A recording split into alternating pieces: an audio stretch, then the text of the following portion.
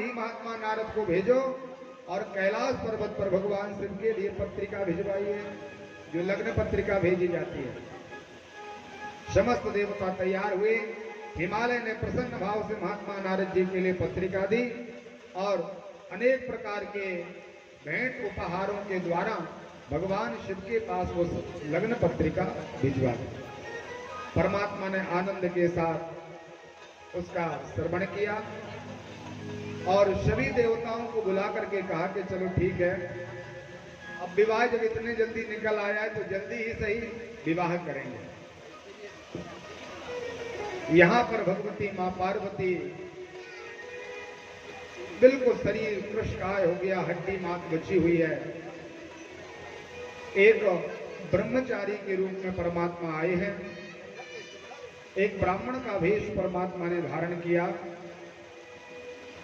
और भगवती पार्वती के पास भगवान गए। ब्रह्मचारी स्वरूपेण कस्तम तुम कुत्र आगता। मैया को लगा कि ये बड़े सुंदर ब्राह्मण देवता हैं, इनसे पूछेंगे। तो भगवती ने पूजन कराया और ब्रह्मचारी अनेक प्रकार की निंदा करने लगे। बरेसु ये गुणा प्रोक्ता नारी नाम दुख सुखदायका तन्मध्ये ही विरूपाक्ष एकोपी न गुणास्मृता। अरे नारियों के लिए सुख प्रदान करने के लिए अनेक प्रकार के देवता आदि हैं, आपने शिव के साथ विवाह करने का क्यों बनाया? आपको क्या केवलम भवे निद्रा कर तो सही यो वै श्रृणो निद्राम पाप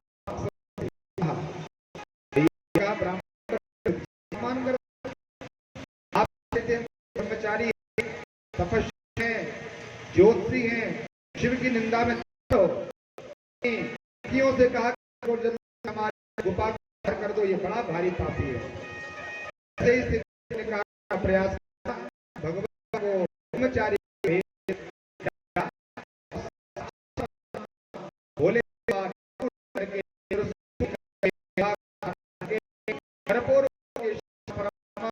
पार्वती प्रकट हो गए। बोल काशी विश्वनाथ भगवान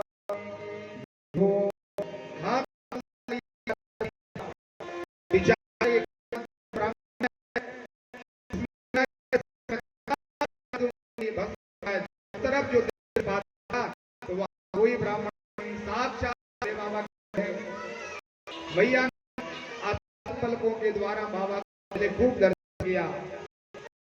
करने लगी सही में बहुत हो रहा था, बहुत समय था, तो शरीर को इस पर नहीं है, सो तो कोई सही हुआ क्या?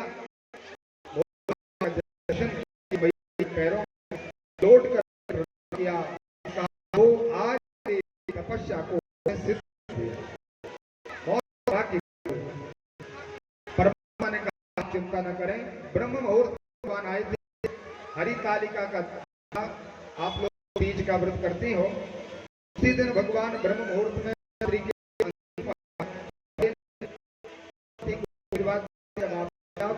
छोड़ो। वो जो उन्होंने कहा भगवान मैंने भी आपकी सेवा पूजा की है, अरे मुझे भी थोड़ा सा आशीर्वाद आपका मिलना चाहिए। तो जया विजया को परमात्मा ने कहा आप लोग बिल्कुल भी परेशान ना हो, जब पार्वती के साथ विवाह करने के लिए हम आएंगे तो दोनों को दहेज के रूप में ले जाएंगे, तुम लोगों को भी ऊपर कृपा होगी। मैया ने कहा भगवान शिव से कि बाबा आज आपने दर्शन दिया है तो इस सिद्ध मुहूर्त को भी आप पवित्र कर दीजिए। तो उस समय हस्त नक्षत्र था, भादों का महीना, शुक्ल पक्ष तीज थी, हरितालिका थी। भगवान शिव ने कहा कि जो स्त्रियां, जो माताएं, जो कन्याएं अपने मनीषित मनोकामना के लिए निर्जल व्रत रखेंगी, रात्रि में जागरण करेंगी, 4 पहर की पूजा करेंगी, तो हम उनको इच्छित वरदान प्रदान करेंगे। उस दिन से वह तीज जो हरितालिका है भगवान की कृपा से सिद्ध हुई। निर्जल व्रत की बड़ी भारी महिमा है। रात्रि जागरण करें, 4 पहर का पूजन कैसे शिवरात्रि में किया जाता है, इस प्रकार से पूजन करने से भगवान प्रसन्न हो जाते हैं। परमात्मा ने बड़ा सुंदर आशीर्वाद दिया और भोले बाबा वहां से अंतर्हित हुए। बोल गौरी शंकर महादेव की। अब परमात्मा परमात्मा ने जब पार्वती का दर्शन कर लिया तो बिल्कुल भी इनको मन नहीं लग रहा कैलाश पर्वत पर। देखिए अभी तक तो भगवान शिव तैयार नहीं हो रहे थे, लेकिन अब ऐसा लग रहा कि कब पार्वती के साथ विवाह कर लेंगे। तो एक बार नट का रूप धारण किया भगवान ने, नाचने वालों का, और नट रूप धारण करके भगवान शिव हिमालय के घर पहुंचे। उस समय हिमालय लिखा स्नान करने के लिए गए थे और मैना आदि जो स्त्रियां थी वो अंतापुर में थी। किसी के द्वारा समाचार हुआ कि कोई एक नट आया है, तो सबने कहा कि थोड़ा सा अपन दर्शन करेंगे।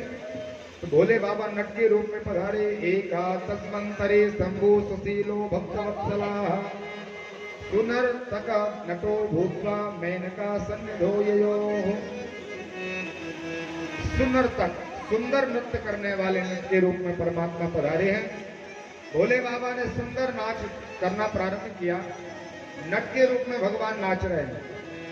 पार्वती मैया ने जो देखा, ये तो मेरे भोले बाबा हैं। एक दृष्टि में मैया भोले बाबा को पहचान गई, फचाड़ खा करके गिर पड़ी। मूर्छाम संप्राप्त सा दुर्गा दृष्टवा हृत संकरम। तत्काल मैया को चेतना आई और अपलक नेत्रों से भगवान का दर्शन करने लगी। खूब भगवान ने वहां पर नृत्य किया। अब नृत्य करते करते जब 2-4 घंटे हो गए तो मैना ने कहा कि भैया अब आप कुछ ले लो, क्योंकि आपने सुंदर लीला की है, आप इसके बदले में जो मांगो तो बता दो, हम आपको देंगे और आप चले जाओ। तो भोले बाबा ने कहा देवी देना चाहती हो? बिल्कुल महाराज। तो कहा ना स्वीज्वावा करो देवी भिक्षा याचे शिवामता। मुझे रत्न स्वर्ण मुद्रिकाएं कुछ नहीं चाहिए, आप यदि प्रसन्न हो तो आपकी बेटी मुझे दे दो। मैना ने कहा कैसा, ये नट है, कितना धूर्त है। अरे इसके ऊपर प्रसन्न होकर के मैंने विचार किया कि इसको रत्नादि प्रदान कर दें, और ये कहता है कि मेरी बेटी दे दो। उसी समय हिमालय पधारे। हिमालय ने कहा लड़ाई से क्यों हो रही है? तो मैना ने कहा कि महाराज क्या बताएं, आप तो थे नहीं, यहाँ ये नट आया और इसने बहुत सुंदर नृत्य किया, अनेक प्रकार का वाद्य बजाया, तो मैं प्रसन्न होकर के इससे कहने लगी कि मांगो क्या चाहिए। ये कहता है बेटी दे दो। हिमालय ने कहा ये बड़ा धूर्त है, और अपने बेटों को बुलाया कि इसको पकड़ करके घर से बाहर निकाल दो। तो भगवान ने थोड़ी लीला भी दिखा दी। भोले बाबा ने क्या किया कि जितने भी सेना और सेनापति आ रहे थे सबको भगवान शिव ने परास्त कर दिया। ऐसा देखा मात्र था और सब परास्त हो गए। और जो नट के रूप में भगवान है, एक नृत्य करने वाले के रूप में, आज हिमालय और मैना के लिए परमात्मा ने नारायण के रूप में दर्शन दिया। शिव पुराण में लिखा है शैलो ददर्शतम तत्रो विष्णु रूपम धरम धृतम किरीटनम कुंडलम पीता वस्त्रमाम चतुर्भुजम।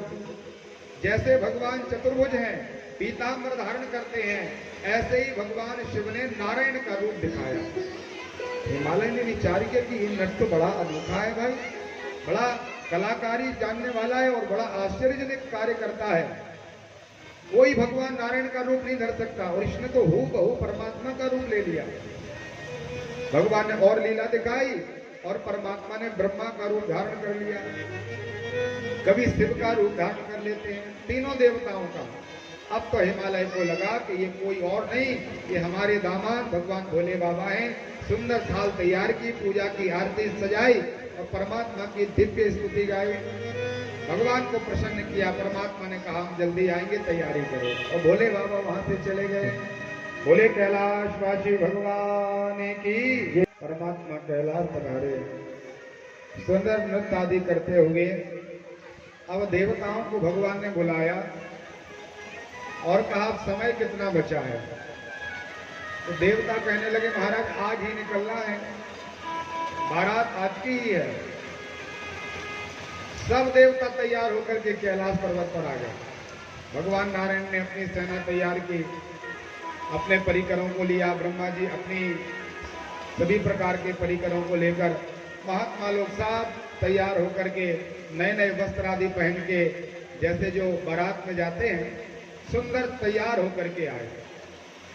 बारात निकलने का मुहूर्त आ गया। भोले बाबा ऐसे ही बैठे थे। परमात्मा ने कोई तैयारी नहीं की। अब भगवान ने अपने गणों से कहा कि देखो तुम लोगों को ही काम करना पड़ेगा, क्योंकि देवता तो बड़े स्वार्थी हैं। कहते थे कि भगवान आपका विवाह देखना चाहते हैं नेत्रों से, और स्वयं तो तैयार होकर के कोई हंस पर बैठकर, कोई गरुड़ पर बैठकर, कोई ऐरावत पर बैठकर आ गया, और मुझे कोई समाचार नहीं दिया, कोई सामान भी नहीं लाया। अब मैं कैसे तैयार हूं? तो भगवान के गणों ने कहा बाबा आप चिंता न करो, हम आपका श्रृंगार करते, हम आपको सजाएंगे। तो सभी प्रकार के भूत प्रेत, नंदी भृंगी, श्रृंगी, वीरभद्र आदि जितने चंडीस आदि भगवान के गण हैं, चारों तरफ से भगवान के सामने खड़े हो गए। अब भगवान का श्रृंगार प्रारंभ किया है हम लोगों ने। महात्मा गोस्वामी तुलसीदास जी ने बड़ा सुंदर लिखा, शिवहि शंभुगन करहि सिंगारा, शिवहि शंभुगन करहि सिंगारा, जटा मुकुट अहि मोर सवारा, जटा मुकुट अहि मोर बनावा, कंगन कुंडल पहरे व्याला, कंगन कुंडल पहरे व्याला, तन विभूत कटके हरिछाला, तन विभूत कटके हरिछाला, शशि ललाट सुंदर सिर गंगा, शशि ललाट सुंदर सिर गंगा, नयन तीन उपवीत भुजंगा, नयन तीन उपवीत भुजंगा, करल कंठ और नर सिर माला, करल कंठ और नर सिर माला, अशिव शेष शिव धाम कृपाला, अशिव भेष शिव धाम कृपाला, करत सोल अर डमरु विराजा, करत सोल अर डमरु विराजा, चले वसन चण बाजहि बाजा, चले वसन चण बाजहि बाजा, देख सिवहि सुर प्रिय मुस्काहि, देख सिवहि सुर प्रिय मुस्काहि, वर लायक दुल्हन जग नाहि, वर लायक दुल्हन जग नाहि, वर लायक दुल्हन जग नाहि, वर लायक दुल्हन जग नाहि। देखिए कितना सुंदर श्रृंगार किया है। सभी गण परमात्मा के चारों तरफ से खड़े हुए और विचार किया कि बाबा ने तो जटाएं भी नहीं बांधी। और संतों का भाव है कि जब विवाह करने के लिए परमात्मा चले तो इन्होंने विचार किया कि अब तैयार होना चाहिए भाई, गृहस्थी जीवन का काम है। अभी तक तो हमारा अपने मन का काम चलता था, अब गृहस्थ में बसने वाले हैं तो भगवान ने अपनी जटाओं को बांधा। दुनिया के जंजालों को परमात्मा ने अपनी जटाओं में बांध के रखा। कुंडल कंकन पहरे व्याला, भगवान ने कानों में, हाथों में, पैरों में सब जगह व्याल अर्थात सांपों को पहन लिया। आभूषण पहन रहे बाबा विश्वनाथ। पूरे शरीर में दूल्हे के हल्दी लगाई जाती है, लेकिन भगवान ने तन विभूत पटके हरिछाला, पूरे शरीर में विभूति भस्मी लगाई। और दूल्हे के कपड़े क्या है? के हरि घाला। भगवान ने बाघा पर धारण किया हुआ है। शेर की खाल भगवान ने अपने शरीर में लगाई है। परमात्मा के 3 नेत्र हैं। प्रभु ने अपने जटाओं में गंगा मैया को धारण किया और तीनों नेत्रों को खोल करके परमात्मा आगे बढ़े। देखिए गृहस्थ जीवन जो है ना, दूल्हे के लिए तो 3 नेत्र ही खोल के रखना चाहिए।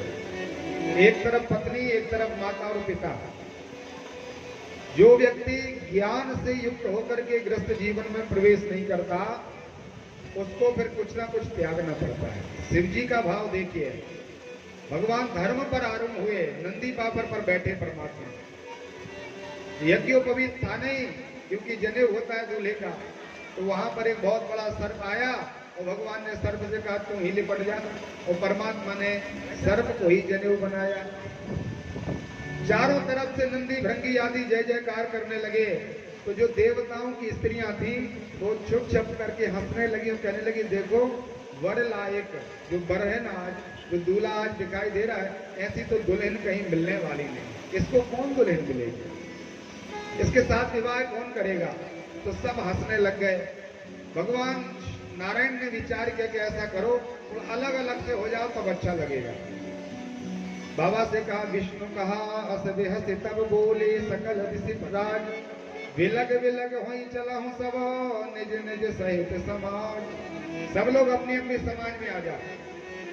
परमात्मा शिव ने विचार किया कि सबको मैं इतना बुरा लग रहा हूं कि मेरे साथ भी चलने के लिए कोई तैयार नहीं। परमात्मा ने कहा ऐसी बात है तो मैं भी अपनी तैयारी स्वयं करूंगा, तुम लोग अपनी अपनी सैन्य समाज लेकर के चले जाओ। परमात्मा ने सब देवताओं को कह दिया आप लोग आगे आगे जाइए। विष्णु भगवान के वचन सुन करके भगवान हंसे, विष्णु वचन सुनी सुर मुस्काए, निज निज सैन्य सहित बिल गाए।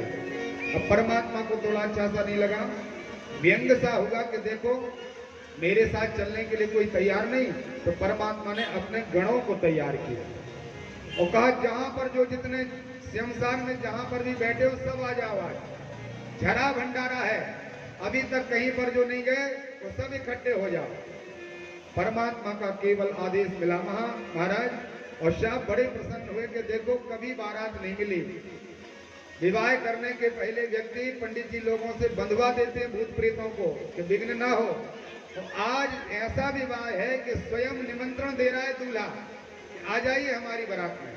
जितने भी भूत प्रेत चुड़ैल डाकनी साकनी कृत्य आदि थे सब भोले बाबा के पास आ गए। बोल शंकर भगवान की जय हो, भूतेश्वर महादेव की जय हो। शिव अनुशासन सुनि सब आए, शिव अनुशासन सुन मुनि आए, प्रभु पद जयल शीस तिन नाये, प्रभु पद जयन शीस बनाए। नाना वाहन नाना भेष, नाना वाहन नाना भेषा, जैसे शिव समाज निज देता, जैसे शिव समाज निज देखा। कोई मुखहीन विपुल मुख काहू, हीन विपुल मुख काहू, बिनु पद कर कोई बहुपद बाहू, बिनु पद कहे कोई विपुल नयन कोई नयन बीना, विपुल नयन को नयन बीना। हृष्ट पुष्ट कोई अति चनकीना, हृष्ट पुष्ट को अति कीना। तन छीन कोई अति पीन, पावन कोई अपावन गति धरे,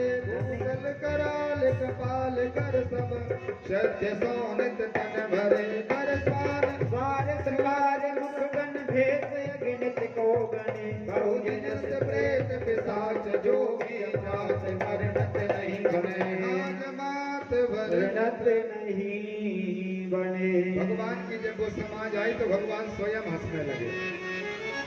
कोई बहुत मोटा तगड़ा है और कोई बिल्कुल तनहीन है, बिल्कुल शरीर की हड्डियां दिखाई दे रही है। कोई मुखहीन है, केवल धड़ चल रहा है सामने, उसका सर नहीं लगा। और किसी का धड़ नहीं है तो हजारों सिर लगे हुए हैं। किसी का पेट आगे है, मुंह पीछे है। किसी ने कई पैर धारण किए हैं, लिखा है बिनु पद कर कोई बहुपद पाना। किसी का एक पैर है, किसी का पैर ही नहीं है, गेंद की तरह लुढ़कता हुआ चला जा रहा है। और किसी ने कई पैर लगाए हुए हैं। ऐसी विशाल सेना को देख करके भगवान हंसने लगे। और भगवान ने भी कहा कि अब एक आनंद भी हो जाए। तो साहब गणों को लेकर के बाबा नंदी पर सवार हुए, आदेश दिया हर हर महादेव, जयकारा हुआ भोले बाबा का। और बाबा की बारात प्रारंभ हुई। बारात को लेकर के भगवान चले जा रहे हैं। अब संत कहते हैं कि देखो भूत प्रेत थे, पिशाच थे, चुड़ैल आदि थे, उदम करने वाले ही ये सब। तो दूल्हा जब आगे आगे जाता था तो पीछे से खूब उत्पात होता था। तो भगवान ने विचार किया कि इनके ऊपर अनुशासन करना चाहिए। तो नंदी पर उल्टे बैठ गए भोले बाबा। नंदी आगे आगे, तो भगवान ने कहा जब हम देखते जाएंगे तो कोई उदम नहीं कर पाएगा। अनुशासन करने के लिए भगवान उल्टे बैठ गए। अब तो देवताओं ने पुष्प बरसाए महाराज। भगवान का ऐसा भेष स्वरूप देख करके सबने विचार किया आज तो अब ये विवाह नहीं, कोई बहुत बड़ा कौतुक होने वाला है। ये विवाह थोड़ी है। सबने दौड़ लगा दी कि अपन को आगे आगे पहले पहुंच चलो, जो भी प्रसादी आदि होगी सबसे पहले पालेंगे, क्योंकि भगवान के आने के बाद कोई प्रसादी मिलने वाली नहीं है, कोई वहां पर पंकज पंकज नहीं होगी। तो सब देवता आए। यहाँ पर नारद जी को मैना रानी ने 7 खंडों के ऊपर बिठाला था। और जब सूर्य नारायण भगवान की बारात निकली तो मैया ने कहा क्यों महाराज, यही दामाद है क्या हमारे, इन्हीं के साथ मेरी पार्वती का विवाह होना? बोले नहीं, ये तो उनके बाराती हैं। तो मैया ने विचार किया जब बाराती इतने सुंदर हैं तो हमारा दामाद कितना सुंदर होगा। ब्रह्मा जी की बारात निकली, चंद्र वरुण कुबेर दिक्पाल सबको नारद जी मना करते जाते। कि मैया ये नहीं है। जब विष्णु भगवान की बारात आई तो मैया ने कहा अब तो नारद जी निश्चित रूप से यही दामाद होंगे हमारे, क्योंकि इनसे सुंदर संसार में कोई नहीं हो सकता। तो महात्मा नारद जी ने कहा मैया ये दूल्हा तो नहीं, लेकिन दूल्हा के ये सगे मित्र हैं, इनसे सबसे ज्यादा मित्रता आपके दामाद की है। तो मैया ने कहा मित्रता एक जैसी होती है, एक सी पढ़ाई लिखाई हो, एक सा धन हो, एक सा मंत्र हो, एक सा स्वरूप हो, तो मित्रता निभती है। तो जब इनका मित्र इतना सुंदर है तो ज्यादा सुंदर नहीं होंगे तो कम से कम मित्र के बराबर तो होंगे। मैया बहुत प्रसन्न हो गई, जल्दी से थाली तैयार करने के लिए नीचे आई कि चलो परीक्षण करेंगे, दामाद जी आएंगे तो थाली से और सुंदर कपूर से आरती उतारेंगे। अपनी सैन्य शक्ति को तैयार किया, सभी प्रकार की जो माताएं थी, सहेलियां थी, मैया मैना रानी ने उनको आदेश दे दिया। प्रसन्न भाव से सब तैयार हैं, ऐसी सुंदर सुंदर बारात आ रही है। लिखा है कि हिमालय ने ऐसी व्यवस्था की थी कि ब्रह्मा जी भी चकित हो गए कि ये सामान तो मैंने कभी बनाया नहीं। सृष्टिकार रचनाकार मैं हूं, मैं विधाता हूं, लेकिन यहाँ की जो विचित्रता दिखाई दे रही है ये मैंने कभी निर्माण नहीं किया। सभी देवताओं के लिए सुंदर सुंदर स्थान प्रदान कर दिए। अब सबने विचार के जल्दी से भोजन और मिल जाए महाराज, तो भोजन पाए और निकले, क्योंकि पीछे से तो उत्पात आ रहा है। विष्णु भगवान ने कहा कि महाराज जी आपकी यदि भोजन की तैयारी हो तो ऐसा करो, जितने लोग आ गए उनको भोजन करा दो। हिमालय ने कहा ऐसा नहीं होगा, पहले दूल्हा का पूजन होगा, द्वार चार होगा, उनका पूजन करके उनका वर्ण करके उनके परिकरों के साथ सबको एक साथ भोजन का आनंद मिलेगा। परमात्मा ने कहा हो गया अब तो आनंद। सात देवताओं से कहा कि अब तो ऐसे ही बैठे रहो और भगवान नारायण भगवान शिव के लिए विचार करने लगे आ जाएं। भोले बाबा को मन में प्रणाम किया कि परमात्मा थोड़े अच्छे से आना, ये आपकी ससुराल है, यहाँ थोड़ा आपका काम व्यक्ति जानते नहीं कि आप कैसे हो, आप अभी तो परब्रह्म परमात्मा हो, लेकिन ये मूढ़मती अविघ्न नाना प्रकार के विद्या से रहित जीव हैं, इनको तो आप अच्छा रूप लेके आओ। भगवान का जब ये पत्र नारायण का भगवान शिव के पास पहुंचा, क्योंकि मन से ही सब होता था पहले, बाबा विश्वनाथ जी ने विचार किया कि मेरे आराध्य देव भगवान नारायण को भी मेरा स्वरूप अच्छा नहीं लग रहा, इनको भी कुछ ना कुछ मन में गिलानी है कि अब बाबा आएंगे तो क्या होगा सब। तो प्रभु ने कहा ठीक है मैं देखता हूँ। तो अभी तो थोड़े ठीक ठाक थे, अब तो बिल्कुल बुढ़े बाबा के रूप में भगवान हो गए, पूरा शरीर वृद्धावस्था को प्राप्त है, अनेक प्रकार के बिच्छू तुतैया आदि शरीर में लगे हैं, मक्खियां भिनक रही हैं, हमारा पूरे शरीर में मल जैसा लगा हुआ है। और ऐसा देश भगवान शिव ने बनाया। नारायण भगवान ने मन में ही दर्शन किया तो हाथ जोड़ लिए दूर से कि इनको मनाओ तो ये उल्टे जाते हैं और इनसे कहो तो भी इनको सुनना तो है नहीं, अब क्या किया जाए।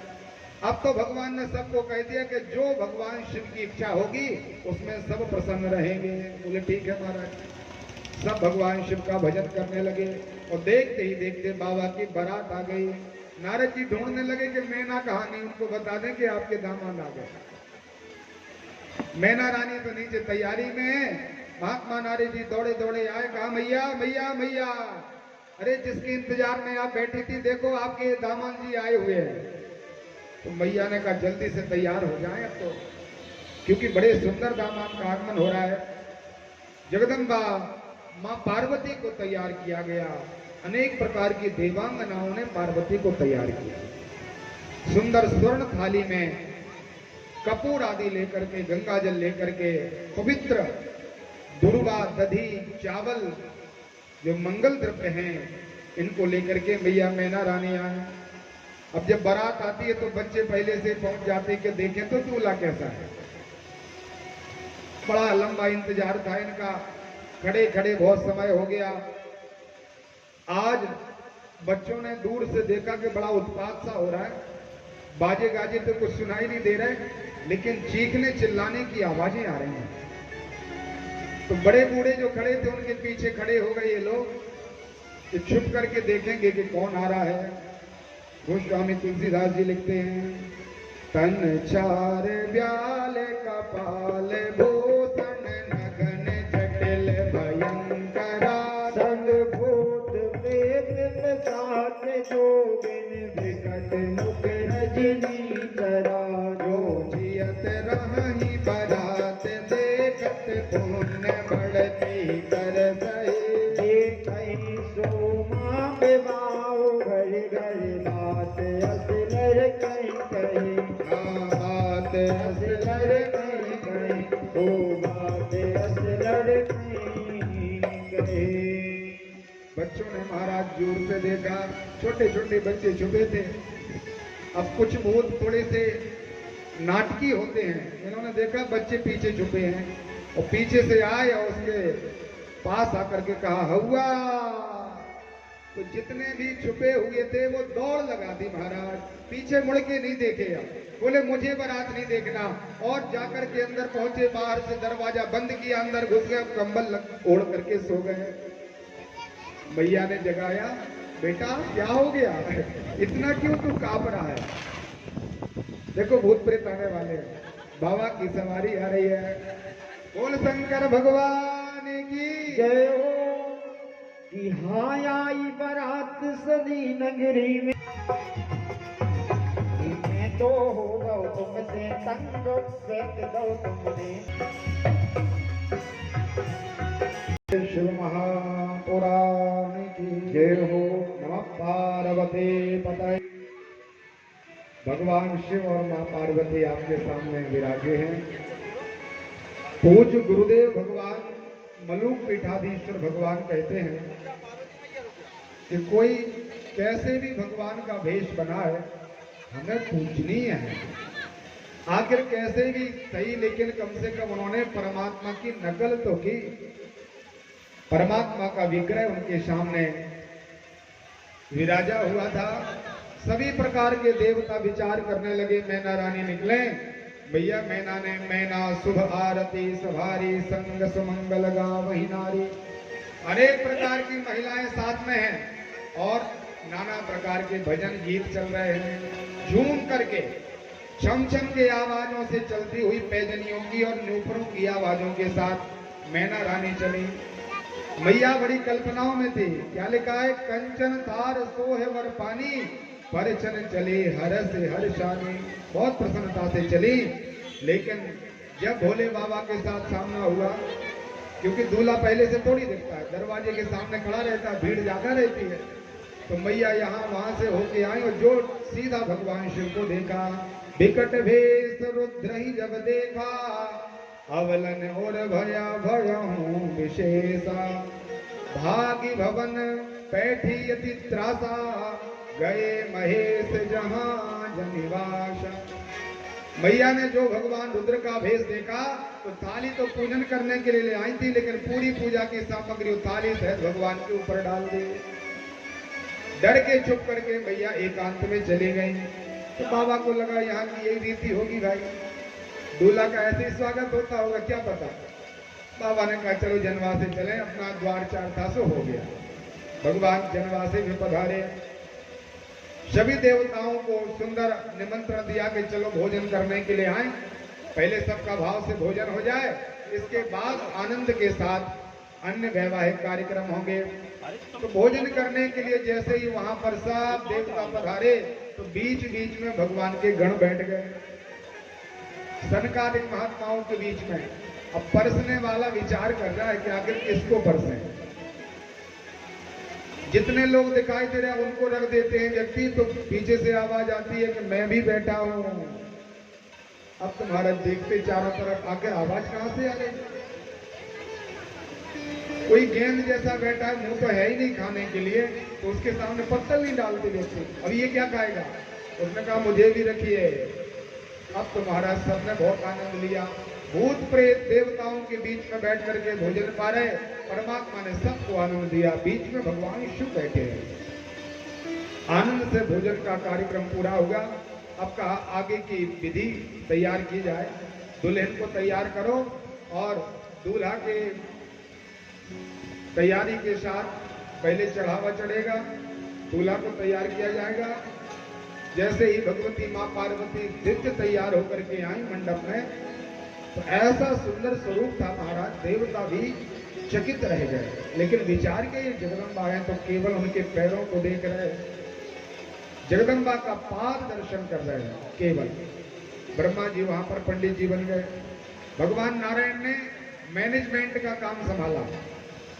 जो एक बारात में एक प्रमुख व्यक्ति रहता है जो दोनों तरफ के बीच की मध्यस्थता करता है, वहां की बात यहाँ, यहाँ की बात वहां, व्यवस्थाएं देखना सुनना, ये भगवान नारायण के काम कर रहा है। तो भगवान नारायण से कहा कि भगवान आपकी पेटी लाओ, चढ़ावा चढ़ना है।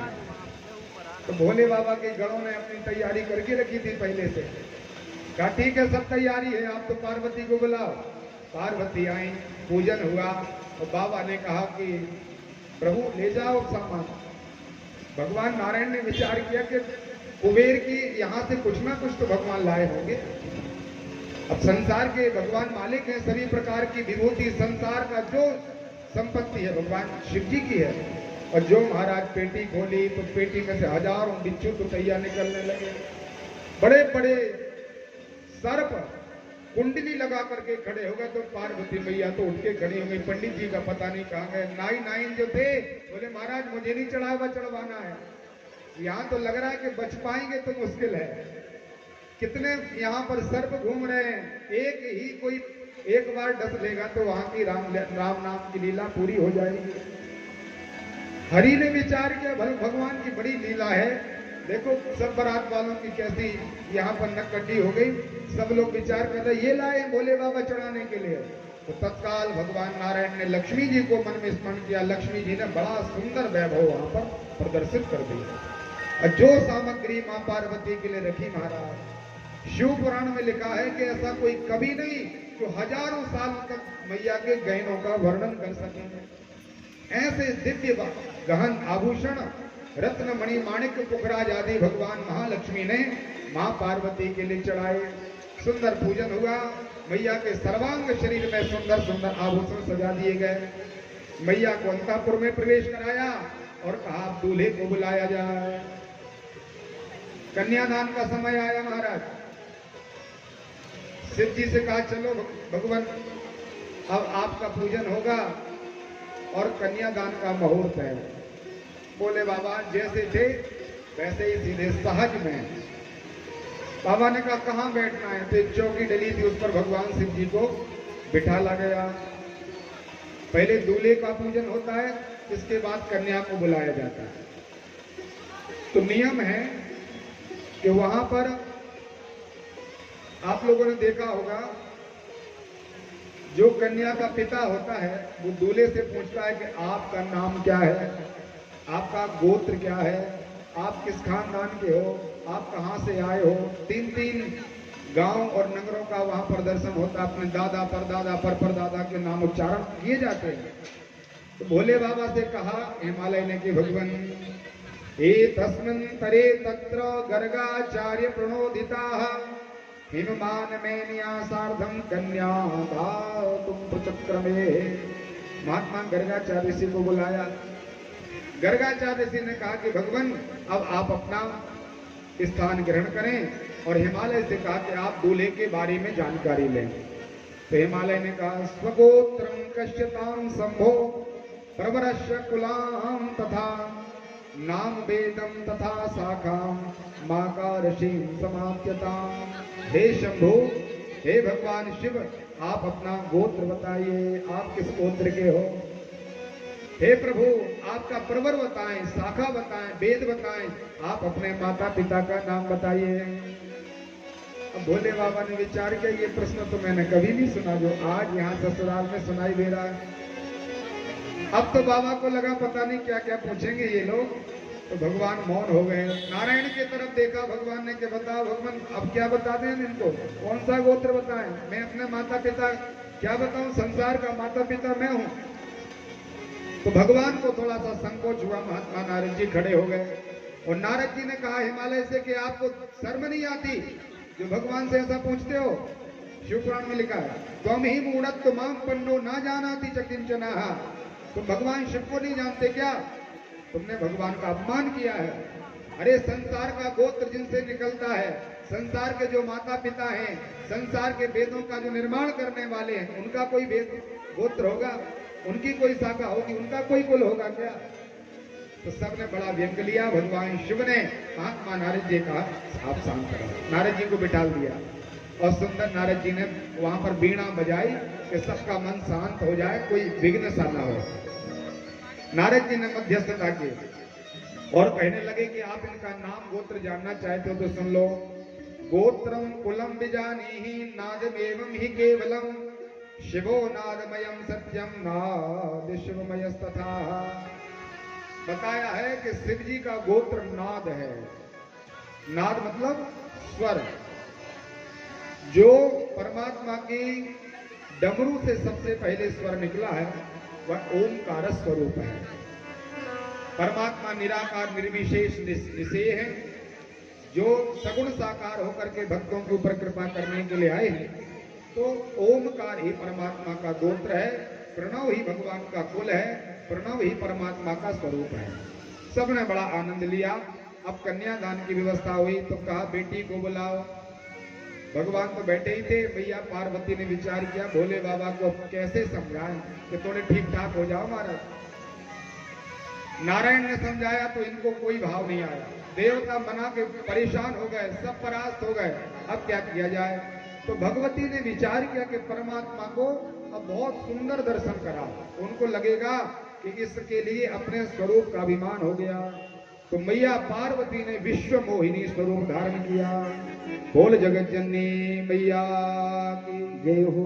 रूप देख करके यहाँ कोई बैठा है जैसे सागर में, और मैया कैलाश पर्वत पर है, वहां से व्यक्ति यहाँ से मोहित हो जाए।